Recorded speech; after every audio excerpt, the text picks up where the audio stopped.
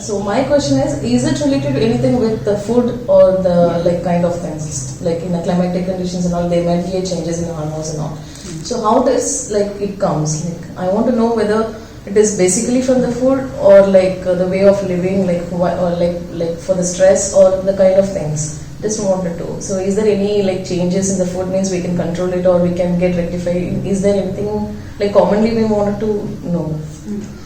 See, PCOS is a lifestyle disorder. Okay.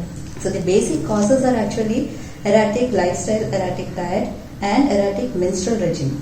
Okay. So erratic lifestyle means following a sedentary lifestyle, lack of physical exercises, then altered patterns of sleep.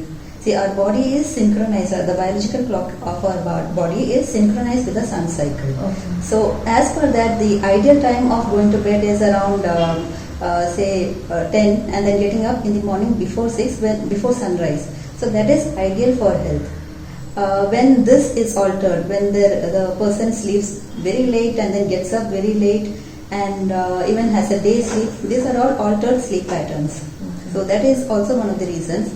Then like Ayurveda has specifically mentioned as one as Vega Dharana, that is suppression of urges. Okay. So when there is an urge of defecation and urination, people who are habitually like holding it, like say for example, you're busy with something, you just have the urge, but then you think like, let me just finish my work and then go. So when this happens on a habitual basis, so this has a significant impact on the surrounding areas. Okay, so these are all the lifestyle factors which are responsible. Apart from that, adding to all these things is erratic diet. So nowadays people are more taking on to the junk food. Yeah. Then there is overconsumption of food. Like see, food is not being consumed just because they are hungry.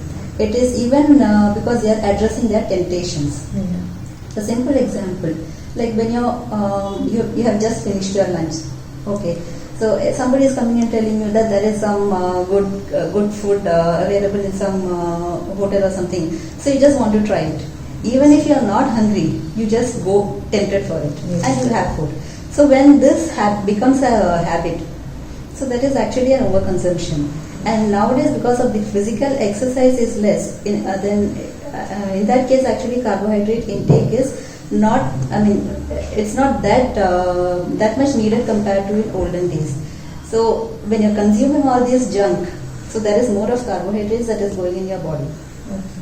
Okay.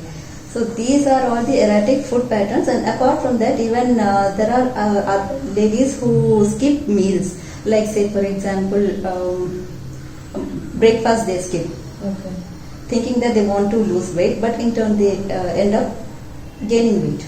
So these kind of, that is termed as actually Vishamashana in Ayurveda. Then adding on all to these diet and lifestyle factors is the stress factor also.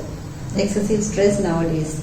Then I have mentioned about the menstrual regime also. That is also not being followed. Actually, during menstruation, there is sluggishness in the body. Okay. So as a result of that, the ideal food that is mentioned in Ayurveda is something which is easily digestible and limited quantity of food, whatever is needed for satisfying your hunger. That is what is recommended.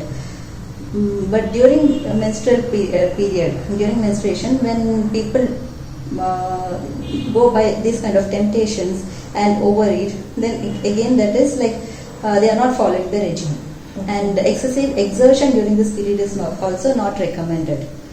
So when people are not following any of these, when these kind of erratic lifestyle and diet are being practiced, so everything has a collective impact on actually the local area, that is the uterus and ovaries. At the same time, even in the brain, there is an area called hypothalamus, which is actually a control center. Then pituitary, which is known as a master gland. And from pituitary, there are actually two major hormones that are being secreted, like this one, follicle stimulating hormone and luteinizing hormone. These two are very much important for normal menstrual cycle. So there is a loss of balance between this hypothalamus, pituitary and ovarian axis. So ultimately it leads to problems of PCOS and all this.